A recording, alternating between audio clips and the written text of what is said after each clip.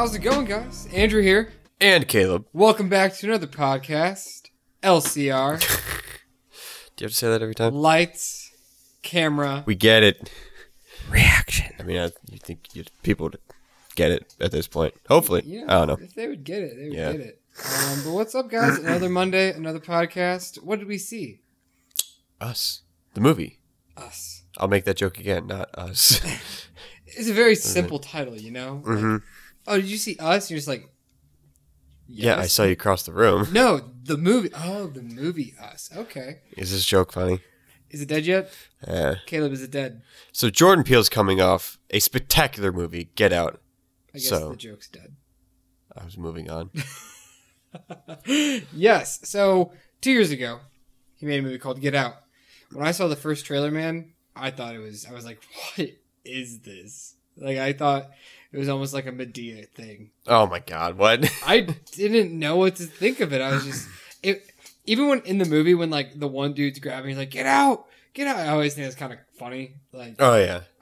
That's like, I saw it on Instagram and it was just like that 5-second thing. And I'm like, what is this? I mean, we didn't know what to expect because this is Key and Peele, Jordan Peele. Right. Like, Mr. Funny Comedy Man. Central, funny dude. Mm-hmm. And I loved it, dude. When I watched that movie, I was like, this is amazing. It's funny. What a twist.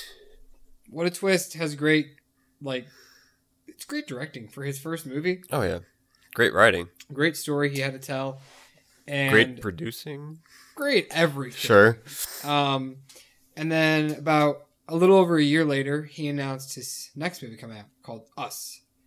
And then a few months later, marketing picked up, and it was about these people at a beach home, lake home, and they got 5 on it. Yeah. That's pretty much all you knew. Yeah. And there were scissors. And there was a shot of a bunny. I feel like with Get Out, it was a lot easier to tell what the movie could be about. Yeah, this one was very ambiguous in the trailer. Yeah. Which is cool. It was awesome. Either case was cool. I only saw the first trailer, and I think I saw it like less than 3 times.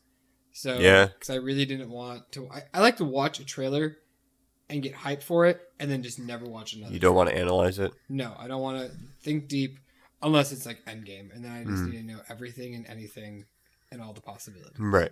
But I don't want to do that for this because it's fresh, it's original. Yeah, you couldn't even remember the song that was from the trailer. No, I couldn't. When you were, I was like, "What? What are you talking about?" I thought it was iconic enough. But so we're gonna try something new for some people. If you want a taste of the podcast, we're gonna talk for about maybe 5 minutes. For those who haven't seen the movie and want to hear our thoughts, spoiler free, before we dive real deep into it. Because we've never non-spoiler section. Because usually this is raw. We like open up, and I was like, "Oh my gosh, I can't believe that person died." Tony Stark died. Yeah, like we just open up our podcast like that. So that peaked. I'm sorry, guys. Here we go. Initial thoughts on the movie. We just watched it like less than an hour ago. Oh my God, Lupita. She is good. I was gonna look up how to pronounce her last name. It's like it begins with an N. N''G something. Yeah. Anyways. Amazing acting. Amazing acting, and it's crazy because pretty much the main 4 have doppelgangers. Right, so you have to play double roles. Double the acting. And so one thing I loved was the mannerisms of the doppelgangers and how they acted. Yeah, it really stood out. Creepy like and so the acting is just on point in this movie from beginning to end. All of the acting is solid. The musical score is great. Oh, dude, so good. Mm-hmm. They put that trailer music on at the end. So good. It was really so good. I liked. I also liked his choice of songs that he picked for the movie. Yeah. The songs that he had in it playing. And Good Vibrations was a nice, creepy song to have for a few seconds for that scene. I like the scope of the movie was a lot bigger too. Yeah. Get Out was a lot more focused on just them.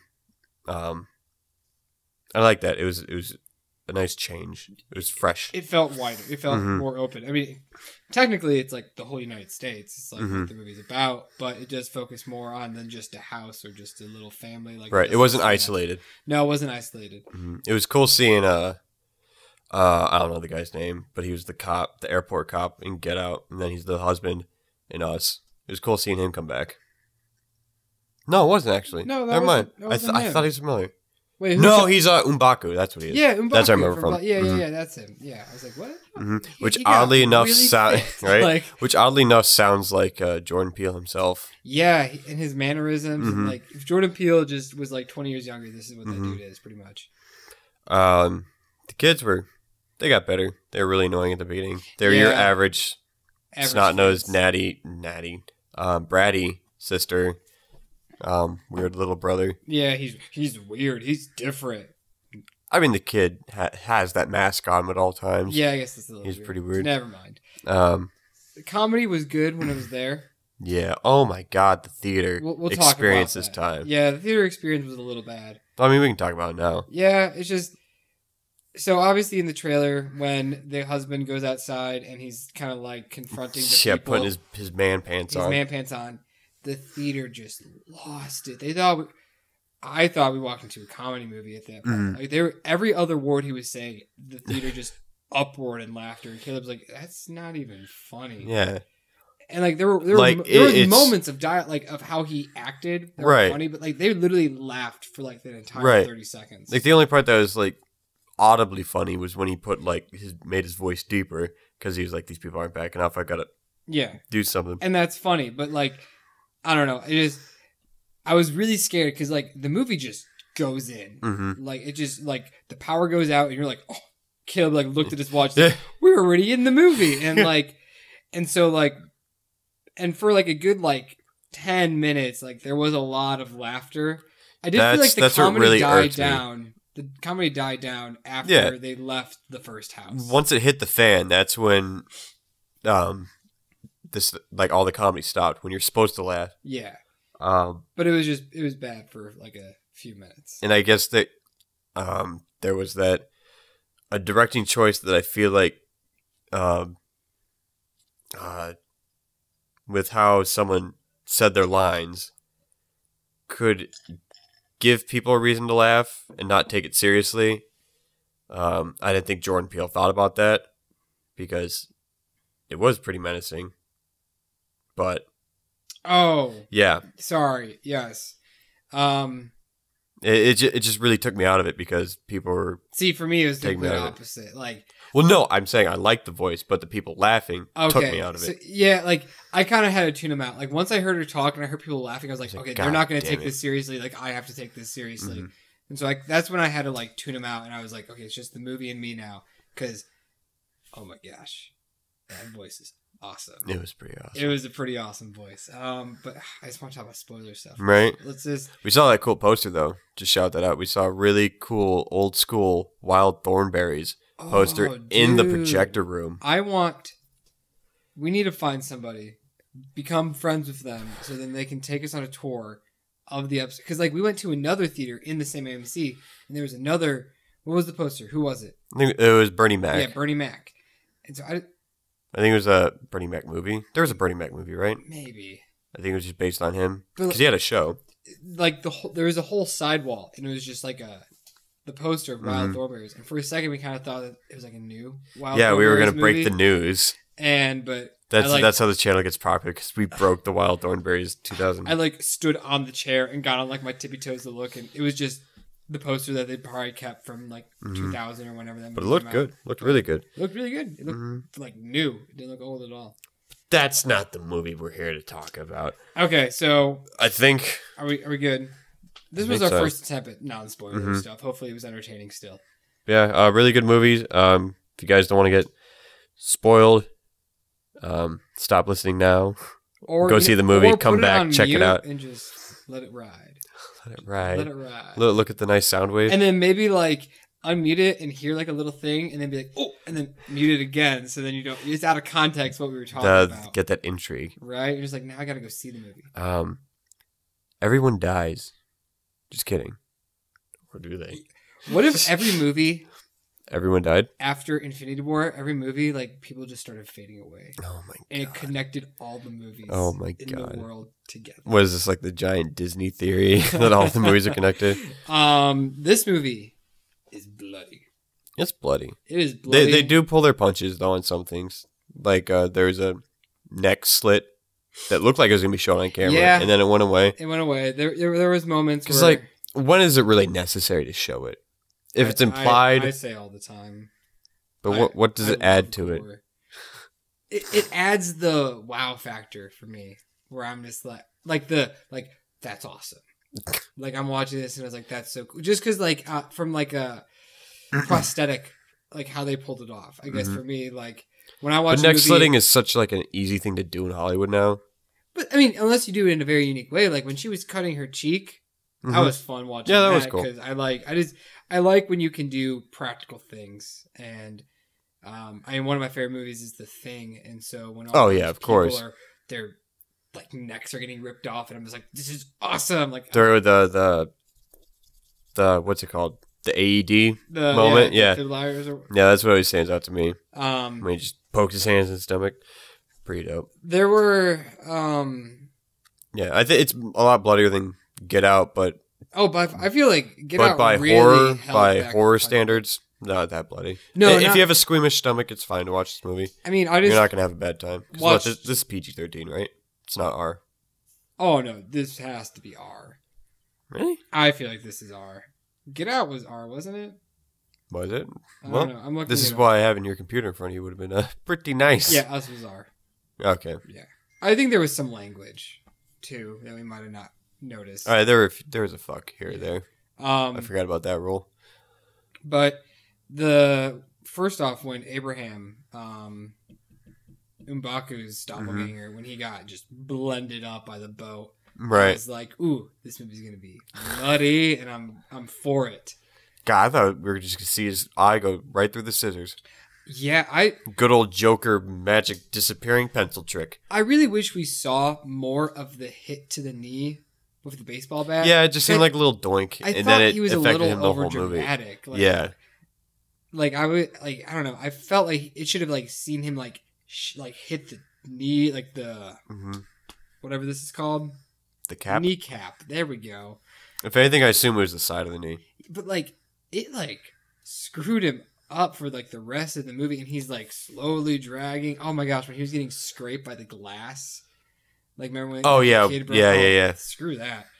I did like that Red when she like kind of like let her children go and do whatever with their doppelganger. Like that was pretty dope. I was like, ooh, so they're just gonna mess with each other pretty much. Can we just talk about how bad the parents are in the flashback at the very beginning? Yeah, well, what's That's that some pretty deal? bad parents. Like, is it just because to show that they're unhappy? I guess. Or that like show that Black Manta can't be a dad, right? Or like maybe like just that like they're there for their child and not really each other. Yeah, they were kind of got separated. that vibe where they didn't like each other, but they like, well, we gotta toughen it up. There's one thing that I never get from movies is when the child just goes and wanders off. Right, especially when she said, "Don't let her wander off." We know she's gonna wander off. This movie has its tropes. Dude, like every horror movie. When you were in a crowd of people, did you ever just have the urge to just walk away from your only trusting? No, if anything, pillars of life. Also, if I was the dad, I would have like grabbed the child and I would have been like, "Here, hit a whack-a-mole," or just hold on to her hand. Yeah, like don't let her stand like 2 feet behind you while you're invested in whacking moles. You got mad about that candy apple, dude. She was holding it the whole time. Didn't take a single bite. Delicious, and then she drops it in the sand. Like if you drop it on the ground. Wash it off. The sand, it's done. It's over. Is it though? You can just like take like chop it off. Maybe, but like chop off a certain section. Sand, dude. Like it's everywhere. Once you go to the beach, you're gonna like a week later, you're gonna like roll over and there's gonna like sand fall out of your ear. And be like, what the fuck? It does. Like, it's worth the risk though. I liked her Thriller shirt. Yeah, that was a cool shirt. What significance is Jeremiah 11:11? You know what? I'm going to look that up while we're still talking. It took me a minute to realize that there's significance that the time was 11:11. Oh, yeah. I just thought it was just, make a wish. There were not strong, but there was a biblical theme at the end. Yeah, there were trinkets at the beginning with a dude holding a proverb, and then when we got to the end, the character had something like a whole thing going on, and then we got biblical names like Abraham. You're right. Yeah, that was a biblical name. That really popped out. I think those were... Ooh, this is a scary verse, dude. All right, let's hear it. Therefore, this is what the Lord says. I will bring on them a disaster they cannot escape. Although they cry out to me, I will not listen to them. That is terrifying in the context of this movie. I assume that's an Old Testament line. No, actually, I think it's... All right, that's kind of scary. All right, God, calm down. Oh, no, Old Testament. Okay. Yes. Yeah, that fits. That really fits. That was... It happens. I didn't see any of that happening. I just thought it was going to be the one family. Yeah, obviously, when you're not Sony, you can market your movies well. Because but also, if you look on IMDb, like number 3 and 4 credited are the other parents, the white parents. I think it's just because they're bigger. Well, names, I know, but especially Tim Heidecker. I noticed that I never. Yeah, they seem like they're just gonna be very side characters. But then it does the hash and their other name. And so if I just would have went on IMDb and went to this and saw that, I'd be like, oh dang, so they also have doppelgangers, But thankfully, usually the casual person never goes on IMDb. Oh no, and I'm kind of shocked I never did. I guess I just, when it comes to some movies, I'm I want to stay away from all things possible. You can only research so many movies, right? Especially when Endgame is so close. I get why. At first, I didn't understand. At first, Red and her family were talking to, their doppelgangers, and they were... I remember the shots in the trailer where I was like, shit happens outside too, so I was like, how are they going to get out of this? So they were talking, and she was explaining everything. Then it cuts to the other family, and they just die. And I was like, why didn't these people explain it? I thought that was a little unfair. But then... At the end, when we get the explanation, that Red was the leader, so that's why I was like, okay, that makes sense. Because at first I was like, it makes sense from she wanted to toy around with them a little more. It makes sense from a narrative standpoint. You don't want to be redundant and have this person repeat the same thing that you just said 10 minutes ago. But in the moment, I was like, that wasn't fair. You didn't even give them a chance to escape. Yeah. They just died. Yeah. But it makes sense because Red wanted to fuck with them a little bit more. Yeah. So I'm fine with that once you watch the rest of the movie. But in the moment, I was just like, huh? I don't like that. I did like how that homeless man was the first sign. Because we were like, he just went to the paramedics. I thought he died. But no, it was his copy. Yeah, and he was so we can bring back the copy. He was the first one, yeah. I want to watch the trailer because I think he obviously is wearing red. Yeah, he's bloody from... I guess it's a little convenient that he's also wearing a gray jacket so he wasn't spoiling the whole thing. Right. They probably did that on purpose. I mean, if some of them had extra clothes on as well. When you saw the line, it was just all red. There were a few that's right, because unique ones. That Tim dude was wearing that sweater thing. Yeah. He was pretty goofy. A robe. Tim Heidecker, I don't think he can ever play a serious character. When he his doppelganger was just acting like a monkey or something, Yeah. When he was just making those noises and yeah, him and Abraham were supposed to be just mindless beasts. Right? And plus is that always what the men become? Are just orcs, kind of, almost? Maybe. And I guess it is their own quirk kind of thing. Yeah. It was just weird that the husband... What was his name? Who? Which husband? The real husband of Lapita. Gabe. I just thought it was funny that he's he's not crawling anymore, but he's limping. He's not moving that fast. And the Tim Heidecker shadow was still very slow. Him. At moments they almost were acting like zombies. Yeah. Yeah. He had his hand out. Yeah, and they kind of make the and they're charging, and I was like, are they kind of like zombies? What's going on? I guess because it was one thing I didn't realize until the twist where that she was normal at first and then she got switched. Lupita. That she was the only one that could talk. Nobody else Right. could talk. They just made noises. Mm-hmm. And at first it didn't like, because I was just like, why can't anybody else talk? And then it makes sense because none of them have souls. They're just shells. Right. And so when everybody was laughing because they were just screeching noises, I thought it was cool. Right. Like, I was like, this is creepy. Like, they're just in the middle of the night, you're hearing these noises. Like, in real life, if you heard that, I'd be like, that was not an animal. Mm-hmm. What was that? Like, creature from the night, wrong turn stuff. And one thing was really bugging me about, like, why are they, like, the only survivors? But it totally makes sense that because they got the explanation, they weren't just killed right away by surprise. Yeah, that's true. Mm-hmm. Because... I mean, there were survivors. There were people in helicopters and whatnot. That is true. I kind of... At first, I saw so many dead bodies, and I'm just like, shouldn't there be a little more survivors? Like, I feel like some people would get the upper hand and kill these people, not just this family. Mm-hmm. And the door's open. The door is open. I mean, I'm kind of curious. I hope he doesn't have a sequel. I don't know what you would do, really. Yeah. Because they fulfilled their prophecy. They built the line from one edge of America to the next, and killing their other self. Uh-huh. But, like, what did they just stand there? Did they know where to go since the Twin Towers are gone? Oh, you're right. Yeah, it was from... Did they just say from California, the Twin Towers? I said this. I think they went the Golden Gate Bridge, like San Francisco. Mm-hmm. Also, we said "did you" like 3 times in a row. You know what? You know what? But like, why were they in the water? I guess there's that little bit of land in between. Because like, did they keep going in the water? And if they did, are they just floating? Like, is that like the?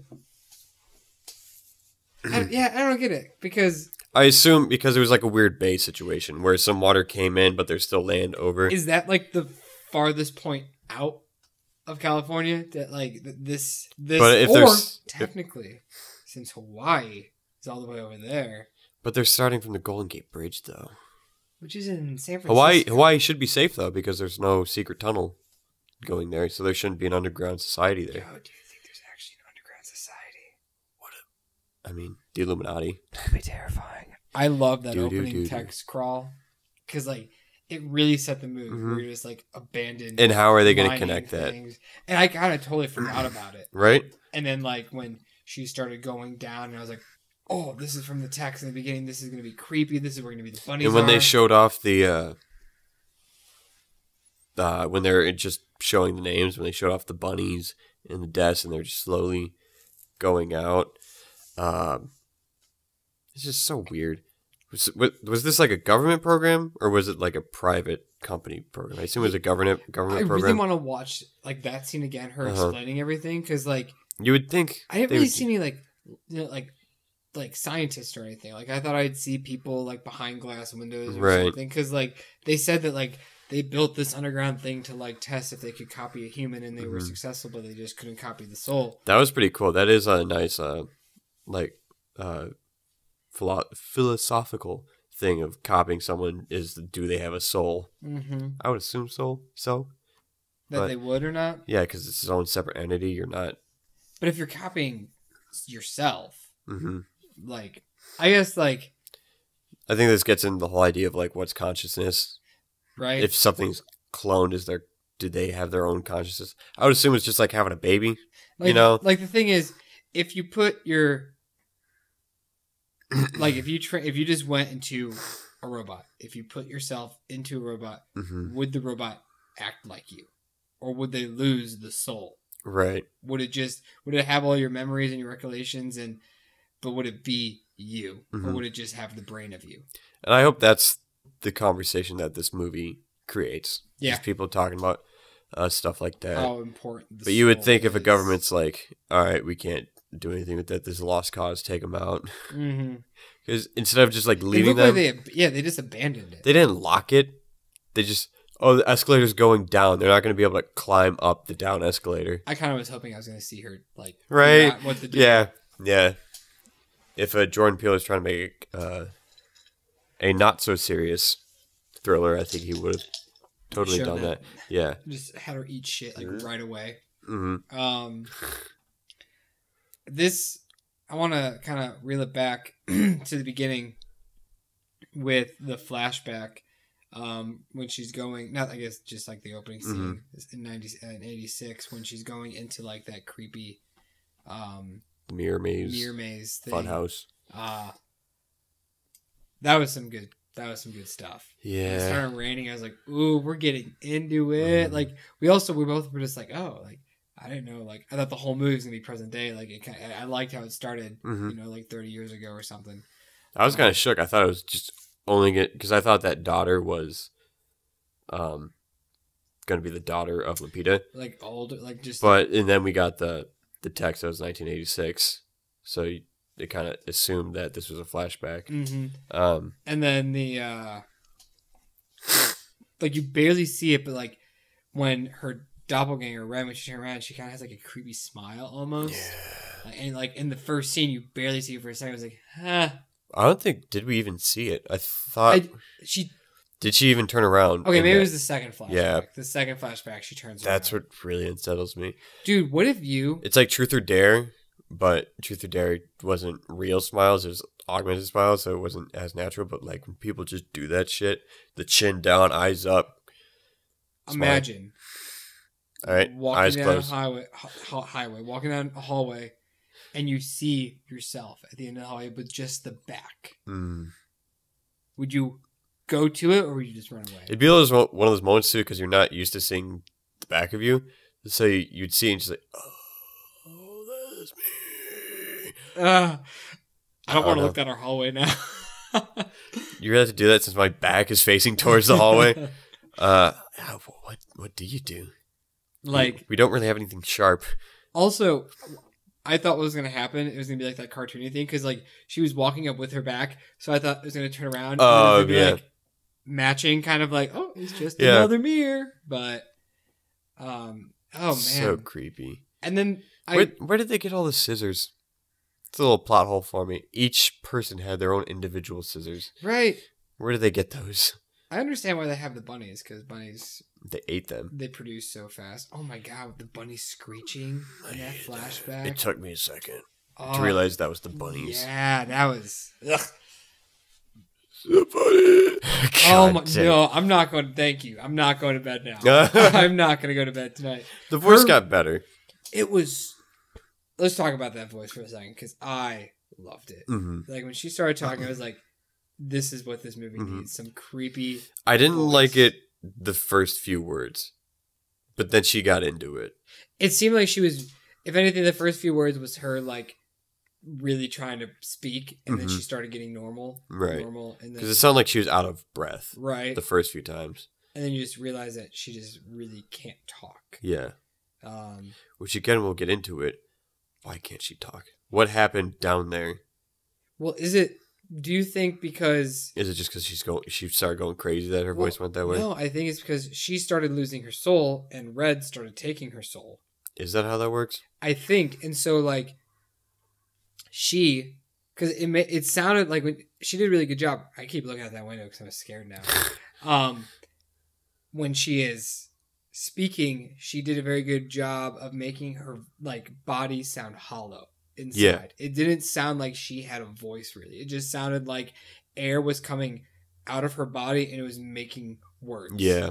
And so I think, like, because we're talking right now, and this is how our voice is, this is our personality. And so she lost that, but she didn't lose the ability to speak because everybody else did. Everybody just made noises. And I guess it is the direct opposite of how we speak. We speak on the exhale, not on the inhale. I mean, yeah, I just try. It's like, that's exactly how it would be. It's like the inverted version of speech. That's really weird. It's so weird. It's really weird. I loved it. It was a nice little addition. And then, I mean, I wonder if that's the reason. That's just kind of my reasoning on why she can talk and nobody else could, because she was really the human first, and then she went back, lost her soul, so Red got the soul, and she became the human, and she became the soulless body, but she became the leader because she could still talk. Because at first, the other girl, like her doppelganger, couldn't talk because she didn't know how yet. And I just feel like it's that thing, like, the farther you're away from the other world, like the Yeah. more your soul gets pulled away. So maybe like she still didn't even have all of her soul left. Does the sun really do that much for us? Is being underground that bad? I kind of think so. Not to feel the breeze or a nice ray. But that's the thing. sun. If you don't know about it, would it affect you that much? But she did. No, I'm because she saying got like stolen. versus the other people down there Oh, that no, never the knew other about it. people seemed perfectly fine. Mm-hmm. Like they seemed fucked up and creepy because their bodies were not acting normal. But like, I wanted them to explain a little more why they were so special. What was their connection? She said because of God. She said, "Yeah, God showed," and I was like, "That's kind of a cheap answer." Yeah, I was like, "Can there be a little more explanation on why she just decided to wander off into this mirror maze and then they meet and why? Yeah." And I didn't really understand the dancing symbolism. I think that was just maybe thematic with like PTSD or like how some kids don't talk. They show what they want to say through art, like drawing, writing, or dancing. Okay, because it was just her outlet. Because she said like that, and like she couldn't speak at first because she wasn't used to the overground. What would you call the opposite of under the surface? I guess. Yeah, surface. So she had to get used to it. So dancing was her thing, and then she began to learn how to talk and whatnot. Because maybe it was one of the situations where Jordan Peele saw like the mirror, and ballet is the only real sport dance art that has a mirror to show that symbolism, I guess. Yeah, that's not a bad idea. Mm-hmm. So he wanted to play with the idea of mirrors a little more. Mm-hmm. Yeah. There are a lot of mirrors in this. Yeah, there were a lot of mirrors in this. Something I thought was I didn't understand. Like, thinking about this scene, I really don't know why this scene was there. When they're all heading to the beach and the dad turns on the music and they all just start getting into the rhythm. Right. But the son can't get into the rhythm, and so the mom starts snapping her finger. Mm-hmm. What was the reasoning for that? Because I never really understood either why that kid, like, what was the reasoning for his little magic trick? Right. That really didn't come into play. I think because the only use it has was being a distraction when he was in the closet. Mm-hmm. Plus, I've never experienced a closet that only has a one-way knob. Right? That's weird. I just feel like that whole, like, there was like a good bit of focusing on him with that little device. Yeah. Him not figuring it out, and then the snapping, because then later on, when the kid dies, he's snapping. Right. So they kind of brought it back, and I was like, I don't get it, though. Yeah. Because we talked about it, I brought it up on the way home, is you said everybody had their quirk, and I was just kind of confused why. I feel like his quirk was very powerful. Yeah, very specific, too. He could just pretty much and maybe it had to do with something with, like, the mask and hiding himself. Because, I mean, like, obviously, if he found a way to kill him, which was just backing up, because then the boy would back up into the fire and he burned alive, and that was pretty cool. God, these people need to account for their kids. Like, when he was doing his thing, the wife was doing his thing, what were the father and the sister doing? Just watching the kid back up? Right, how did he get You would think that you'd have stolen? eyes on everyone at all times. They pretty much just... Also, how did they find them afterwards? I mean, obviously they were gonna, but I thought it was very fast. They were just like, oh, we all found each other after this. I thought it was very creepy. Like, so, one thing I don't get is I feel like after they I'm gathering my thoughts. After they connected the line, were they like frozen? Like, that's just what they do. Right? Because, like, I think the goal was they kill their copy and then they go there. But then why did the White family try to kill the main cast? That's my thing. I think it's just because they were there. Like, they don't go out of their way to fight other people. I think just the fact that they got in their way So then also, but then like the person that was recording them forming the line, and that dude just came out of nowhere. That to kill could have him. been his copy. Maybe.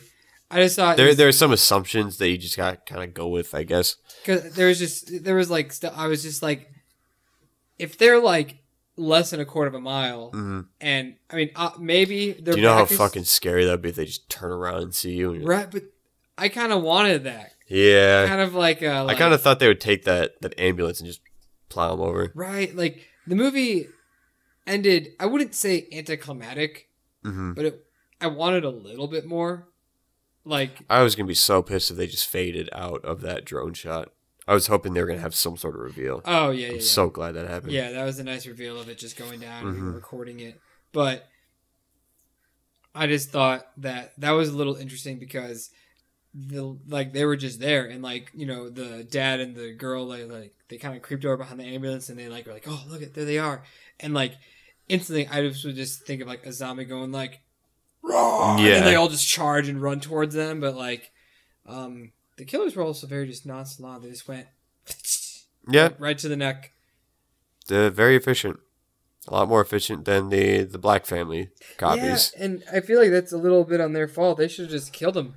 Yep, she was. It was Red. She was selfish. Yeah, she was. She wanted to get her, which I guess makes sense because she was a regular person and she wanted her vendetta. And that's why I want to see this movie again, because just see the nice little intricacies. Because again, when she had her head against the glass and she said she was waiting for this moment, like, yeah, this is a revenge moment. But like they didn't. I mean, the other guys guess had revenge because they feel like looked down upon. They get the worst of things. When you know that Lupita is the soulless one first, like when she's saying like, I feel like this thing is following me and getting close to me, and you're just like, but you were the one. Like, so she knows that. Yeah, in the back of her mind, for her whole life, she thought that it would come back. She knew that the real girl was gonna come back. Right. At some point. How do you think she got out of the cuffs? She was cuffed to the bunk bed, the little girl version. You're right. I don't really know. Maybe they just one of them came over and just. My thing is, like, because everybody is, it's a puppet. It's like a marionette. So wherever you are down below you, that person's following you. Obviously they broke the cycle. So now this little girl can do whatever she wants down there, and this little girl can do whatever she wants. Maybe it's kind of an age thing. Like maybe you're tethered. That's the word. Maybe you're tethered until a certain age, and maybe that's why the boy was still tethered. Together. That might make sense. And then the daughter wasn't tethered anymore. So in between that's the breaking. Like maybe they said something like that at some point. See, I want this is actually, I'm liking this right now. Like, we're getting really into it, because how did she break everybody else's puppet? Right. How did she separate people and be like, hey, like break away from your maybe it started. Follow me.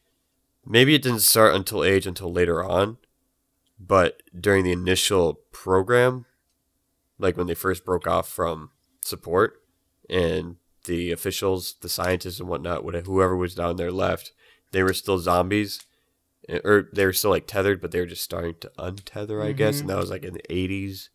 And then as they grew, they would become, until they enter a certain age, like you're tethered when you're first born, and then boom. How do they perform? How do they deliver babies? Because like she said, she had a C-section. Yeah. The kid was ripped out in fire. Yeah. Yeah, and burned his face. Now I just want to watch this movie again. I want an origin movie. Just kidding. I would love a movie just down there, because I'm glad we got a few scenes of like it happening. Yeah. Especially, oh my gosh, when they're eating and they're just eating rabbits. Oh my gosh, that's so screwed up. And not like wild rabbits, like brown, thin, like the ones who are like, that's cute, but not like pure white, fluffy, cute bunnies. Right. Rabbits. Ugh. If they're eating wild rabbits, then it's like, oh, they're not that cute. They're kind of cute, but not that cute. It's just, this movie has a lot to offer now when you're really thinking about it, and it's a very smart movie. One thing I really liked, it was that a copy? I heard a pop. This movie did this strong, badass female protagonist right. Yes. So take notes, Captain Marvel. Yes. I noticed it when this husband became more of a bumbling idiot. I was like, yeah, this is her movie. And I mean, I always felt like it was her movie because she was the main, like the front runner of the poster. But I liked that, like, she got out of the car and she was just like, I'm gonna go kill this person. Yeah. And she did. And I want to know the significance of just watching the daughter clone die. Right. There was something. Like, he did that for a reason, and it needed to be in the movie. I just want to know why it happened. Maybe.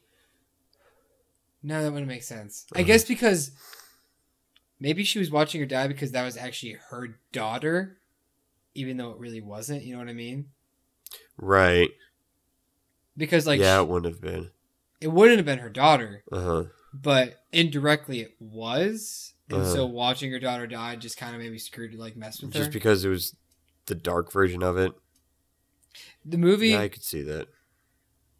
This movie, like, you have to watch it a second time knowing that the main actress's characters are switched. Mm-hmm. I think that's, like, was such a good twist. It really was a good twist. It was a good twist because it just changes the whole movie knowing that really the bad guy is the hero. And the actual bad guy was just screwed over. I had a good few seconds at the beginning of that twist where I was like, fuck, that changes the movie for me. And I was like, wait, no, it doesn't. And it's like, she can be the evil one because, like, she wasn't evil, like, when she had her family. Mm-hmm. Like, you know that the son knows. I don't know why he put the mask on. Maybe just so that he's fine with it. But, because it's still his actual mom. Mm-hmm. Even though she started out as the dark version. I'm glad nobody died in the family. Yeah, I was, especially the dad. He wasn't looking too good. Yeah, especially in those boat scenes. I thought he was gonna get taken out when he just got dragged outside. Yeah, I was like, no, you can't kill him that. And then when they did the punch with the scissors, I knew that was a cop, and I was like, "There's no way he just slashed his face off," because he just had that little nick. Yeah, but we made it up. He killed the other family. Yeah, the drunk family. I liked when they were doing the body count. He's like, "I killed 2." Right. He's like, but I can't drive. I was getting so mad at that scene too. I was like, just get in the fucking car. Right. This is no time to be driving. And you're like 12 at the most. Right. You don't start driving until like 14, 15. Yeah. 14 at the earliest. We mentioned it. I liked the fuck the police. Good vibration. I love that scene with what was Alexa's name? Ophelia? Ophelia? Yeah. Dude, the daughters. Oh my god. Got taken out. Gosh, I love that. That was so creepy because like they just appeared and then like just right behind. And that was so creepy. And then like you just saw the other two come and go. I'm like, huh. That was they were taken out really fast. Yeah. And they weren't really empathetic characters, so we didn't really care. But like I was like, ugh. I mean, it was nice seeing her crawl towards the husband. Right. It was clear that like, oh, the husband likes to drink and the wife likes to drink because they're kind of unhappy. And right. The twins are brats because they think they're popular and they're cool because they can do flips or stuff. Yeah, I guess we saw them do a flip once on the beach. And then that was like... And then we saw the clones do... doppelgangers, like, trope. Shit, what was I going to say? I like the little humor that... The hair flip? The hair flip. Oh, I thought you were going to talk about when he went to go help her up and he does the... Oh, that psych. Was good. No, I like that they all were hair. just watching the news and then that girl's dead body was just... Yep. I kind of like that shot. And we had a call... Or, like, payback for that with her missing. Are they just, like, super strong, too? Like, when the daughter went to go kill the wife, she just turns around and grabs her hand? Well, I think the older you are, the more control you have of your shell. Maybe. I think that might be it. The one thing that was, like, everybody was, like, terrified when, like, I knew that the mom was going to grab, the little putter. Oh, yeah. And then, like, and they all were freaking out. I'm like... Did you guys forget about the son? Yeah, like he's gonna come and hit her. Rock. Yeah, I was like, that's obviously like what's. I like he was still holding on to it at the very end. I like And when he he had the grabbed bunny. it and then they just had that awkward moment. He was just like, he just shrugs. Yeah. I was like, that's what I would do. I would Mhm. just grab the most caveman-like object and then be like, this is what my weapon Mhm. is. I like that they didn't have guns. That they couldn't Yeah. find guns. Like they just had to use household items. That part in my mind of just like trying to think of like what would actually happen in real life. I was like, you would think like the Navy and the Army would be able to not be killed, Right. and so they would notice what's going on, and then they'd be killing everybody. Yeah. Because And, the like, doppelgangers didn't want to kill with anything else. well, yeah, like I didn't really think about that. That makes sense. Like, But also, I would assume like the Army would just come in eventually. But what if now that people's copies are dead, would the evil copies begin to get their soul back and just turn into those people? and then I would assume so. does life just go on? If it happened for the main actress, Mhm. can it happen for anybody else? Or Like that's the thing. If I saw that line, I would just take a minigun and just mow him down. be like, you are not normal. Mhm. Okay, so like, no, like that's terrifying. Mhm. You're all wearing red. You're all. Right. Mm-mm. Fuck. Did you see when she was going to the funhouse for the climax? I was like, the owl's gonna come out and she's gonna hit it, Yeah, and lo and behold, she does. but that was nice. Yeah, like it's just there's some things that like you know are gonna happen, but you're okay with it Mhm. happening because you're just like okay, and then she just hits it and it just flips upside down. You would think that thing would be gone 30 years later. That What? whole funhouse. Well, here's my thing. Why is it connected to? I guess that's like the secret passage way to the underground, and that's why it's still there. Did I take nobody that back. else ever get curious? Yeah, who runs that thing? Did You the know- government run that as a secret backdoor thing? Do you know that like half of the most clickbait like YouTube videos are abandoned factories and abandoned amusement parks and stuff like Gates that? to hell. Yeah, like I feel like more people would have discovered that. Right. There should have been a little more special connection. Like Like, nobody's running this funhouse. like What? I mean, it makes sense. It just now, like you're thinking about it, it makes sense. She knows because she's going down there Mm-hmm. because she's been down there. Oh, were you saying like why did she know where to go? Yeah, but it Mm. makes sense that she did know where to go Right. because she went up there as a kid. But there was still a little bit of weariness. Mm-hmm. There, it was a direct line, but she still was like kind of acting Right, because like, suspicious. oh my god, I loved the atmosphere of the underground. Yeah. It was very. It felt Hollow. very like Greek god kind of like chambers almost. Kind of. Like We had cells. I liked how it wasn't very like futuristic, like Mhm. boring white walls and stuff. It had like this I mean, it was. marble-esque like walls and stuff. And Now I wonder if all those are those just like little bunker areas under every like state, or do they actually have? Are they all connected underground as well? yeah, like does it cut off at one area? Mm-hmm. Ooh, and is it just the U.S.? I think it is. Yeah, I think it's just the U.S. because dude. it How was does the world just like cope with that? that like The every US American had a doppelganger? Yeah, Doppelganger is a fun word to say. and the idea and the idea that the U.S. was messing around with cloning technology as far as the 80s at least. Yeah, that would affect the global climate. Could you imagine? No, Could you imagine? like if this happened in like China or something, Russia. I'm just trying to think of like the equivalent of the U.S. I would say China, I'm trying to think. but China has like 3 times more population. When you watch a movie, you obviously are like, oh, like this reminds me of this or this reminds me of this.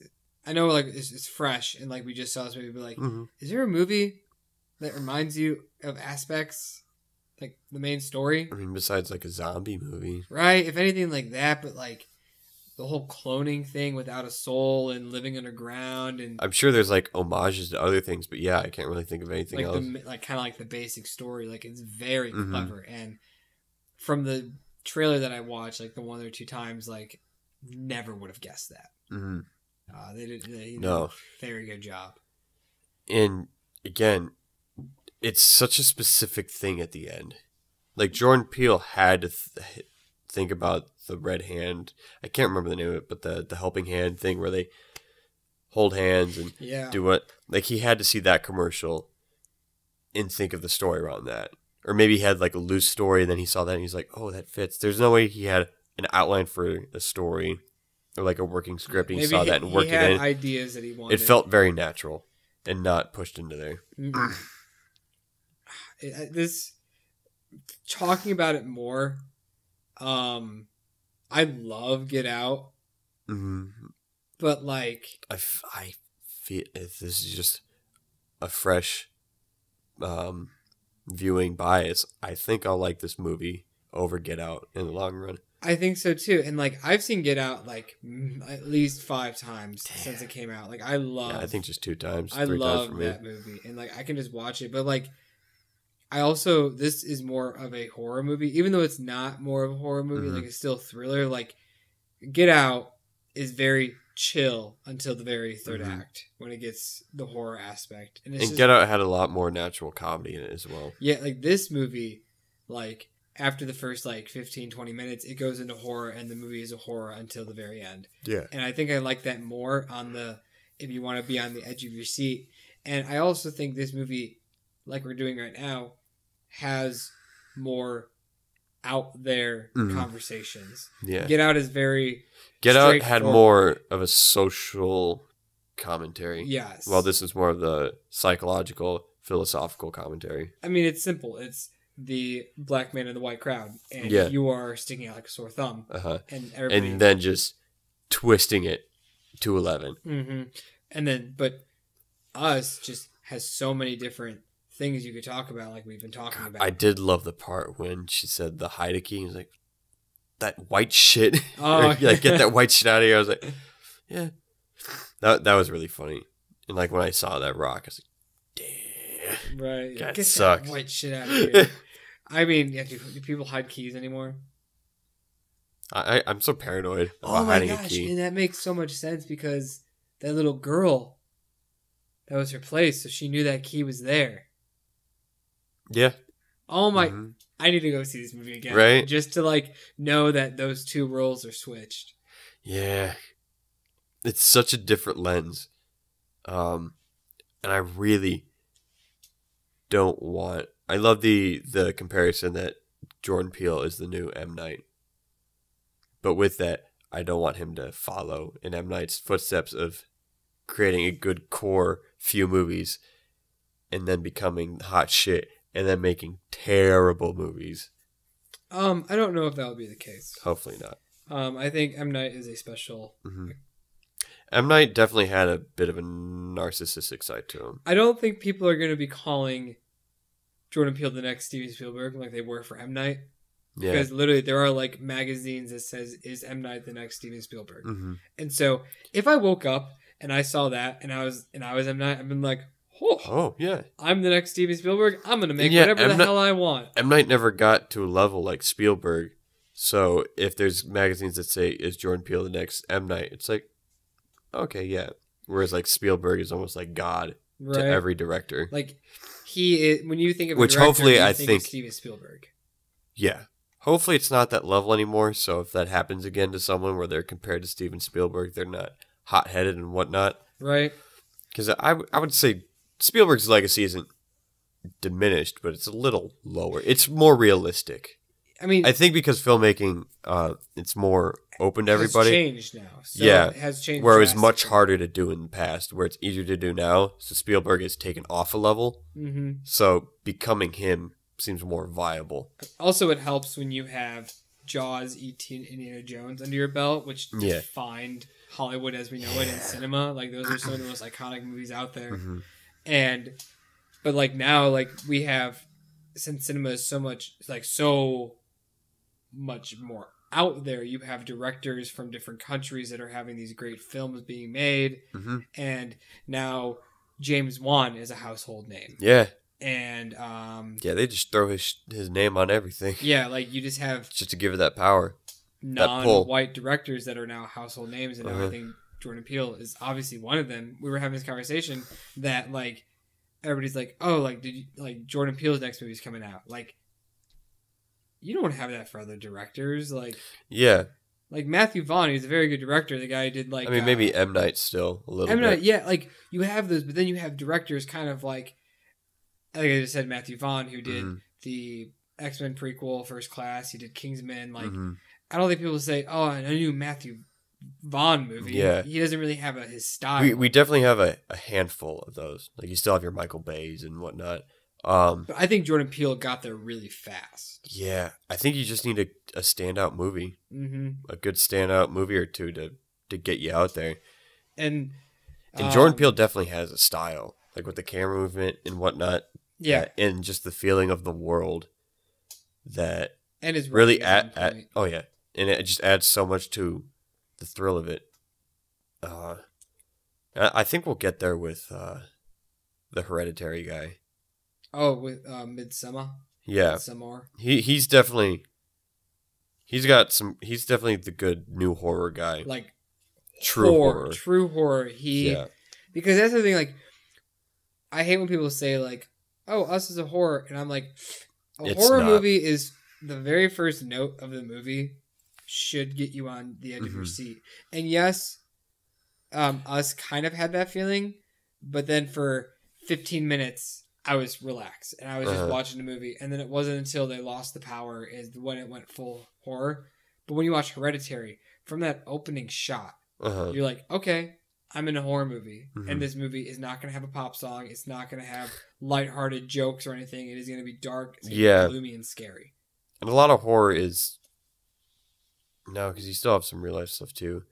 I'm sure you could have thrillers that have a paranormal aspect to it. I just think it's ways that you tell your story, I guess, because a thriller can have you on the edge of your seat more than a horror and still be a thriller and unsettled. I'm so glad I wasn't as uncomfortable during this movie as I thought I would be. Yeah, I was ready to be scared, but I'm glad that I just really enjoyed it. Oh, yeah. Really enjoyed it. Really enjoyed it. Like, I was just watching, I was like, this is awesome. And, like, when I got out of the movie, I really enjoyed it. But now that we're talking about it, like, I really enjoyed it. Like, it just, like, bumped up the grade for me. Like, when you really get to down and think about this, like... Yeah, because there's so much stuff that your mind still has to process of how things worked. This is like a movie that like you're gonna think about, and you're gonna be like, "Oh, that's smart. That's genius." Like, and it just makes the movie so much better. Because like we just saw Captain Marvel, and then the next day, I didn't think about the movie at all until Matt asked me how it was, and then I was like, "You know what, Matt? I forgot I saw that movie. I'm gonna wake up tomorrow and I'm gonna be like, dang, Us. That was a great movie." And I think that's as a future director. Yeah. I want to make movies where you wake up the next day and you saw that movie and you're thinking about it. I don't want to be T-minus one day and I'm going to forget about it like John's does. Like, I want that movie where you're going to wake up and you're going to talk about it and you're going to want to talk about it with people because you're just like, this movie's so good and it's so out there and different and it's so fresh and I can't wait for what he does next. And if it takes him a year or two to make something, if Twilight Zone really takes his time away, I mean, at this rate, imagine that 40 years from now he has a solid 20 movies. Oh man, and they're all like in his head, like he just writes them all. I just feel like that's why Twilight Zone is just perfect for him because it's just he has all these different stories in his head. Right. Now, I wonder if... because they're only doing the popular episodes. They're only remaking the popular ones.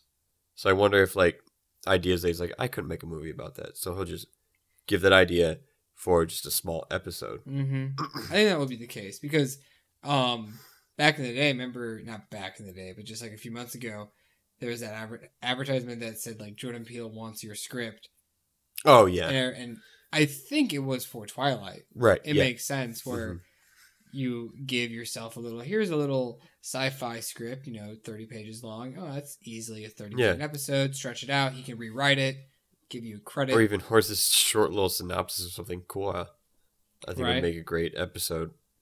Because I was looking up the episodes of the Twilight Zone, and the third episode is A Nightmare 30,000 Feet Up, which is the episode with William Shatner when he's on the airplane and he looks outside and there's that creature that's breaking what that's the plane. from? That's the episode. Okay. And that's like one of the like top 5 episodes. Like you haven't ever seen an episode, but you even know what I'm talking about. And so like that's an original episode.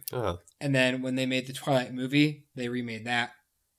And so now they're remaking it again because it's like it's almost like the episode. Yeah. Like, when you think of Twilight Zone, you think of that creature, and so I'm so mad it's on TBS Access or whatever. Oh, CBS. TBS has their own streaming too. No, sorry, CBS.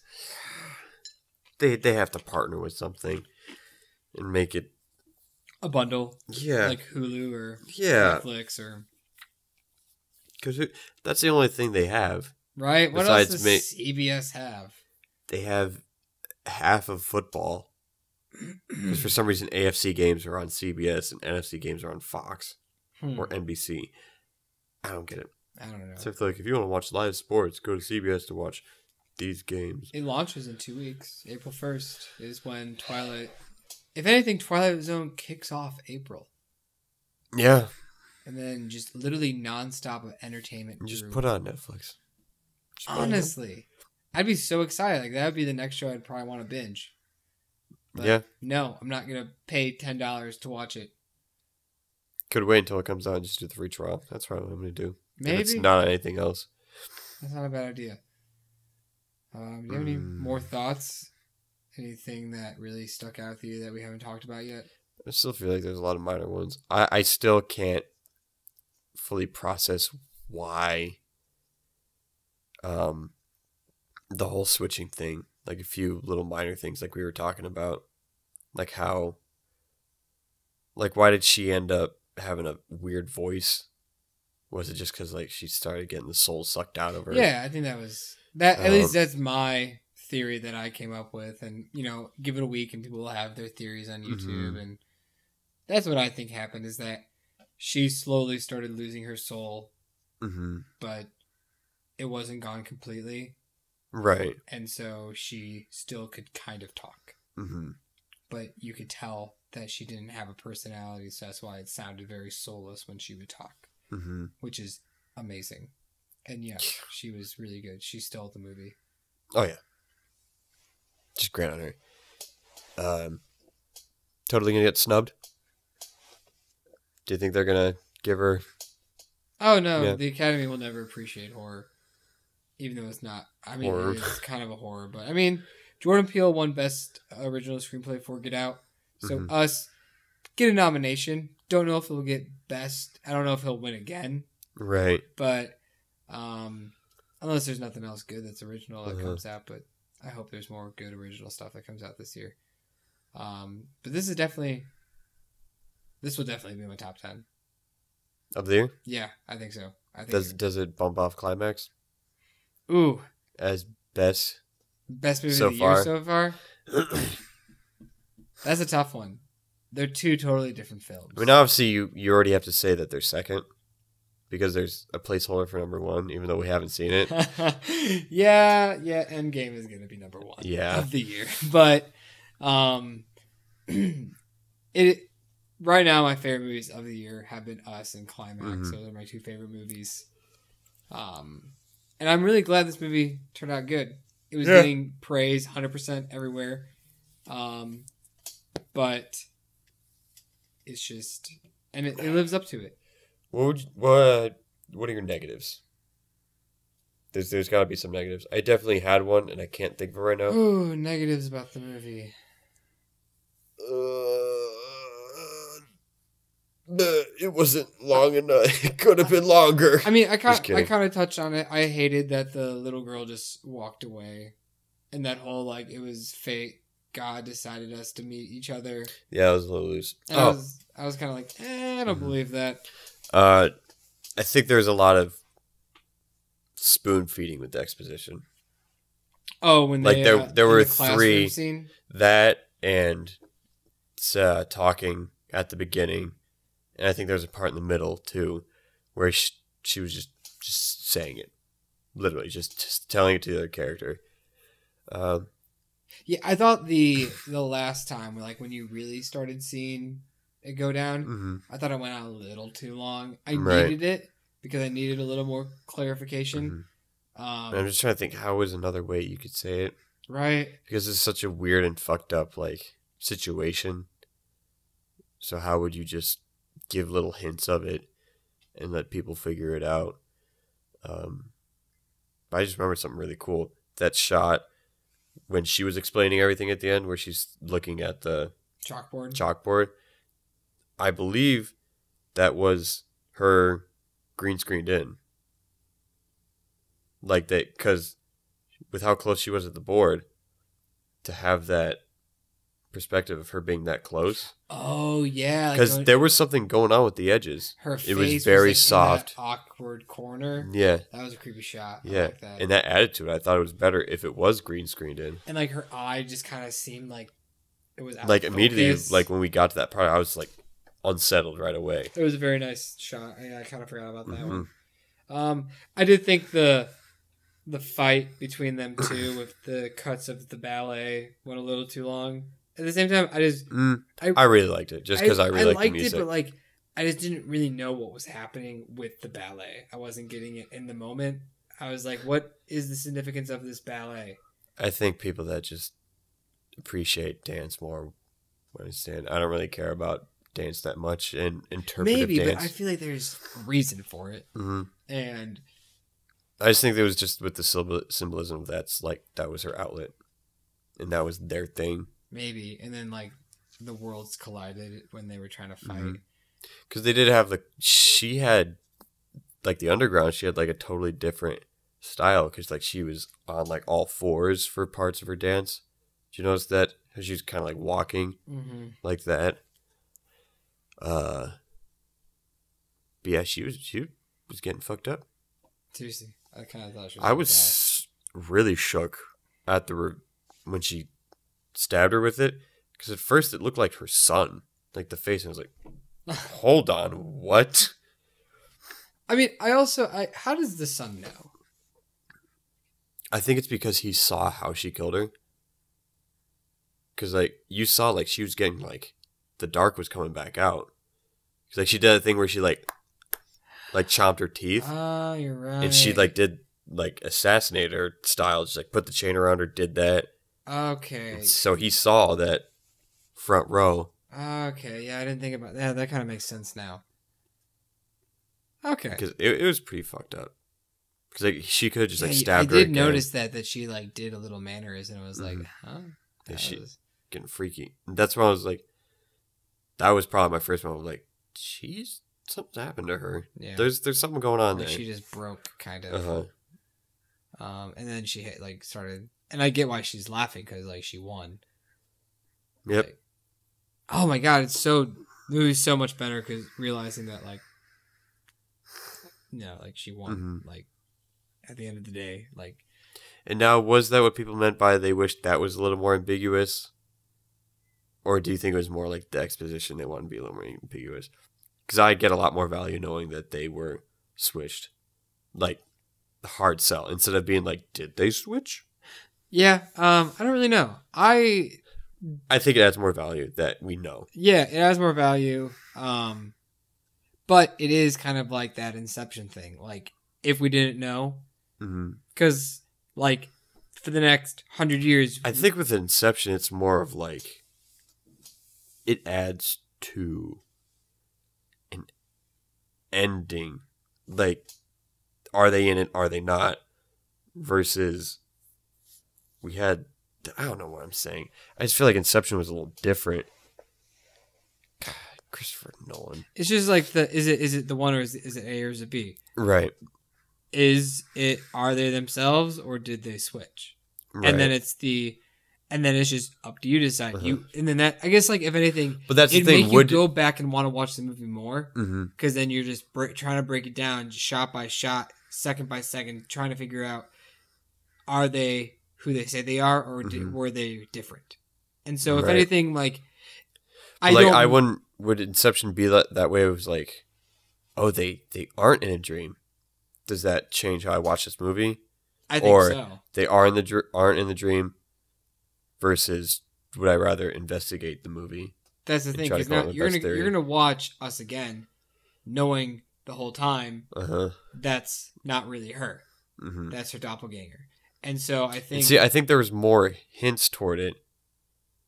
So that adds to the viewing, whereas in Inception, I don't think the hints are really there. And then it gets to the ending where you can make the theory. That's its own like masterclass right there. Right. The effects of showing off a twist versus leaving it ambiguous. Man, I just want to write something right now. Not a fucking skit.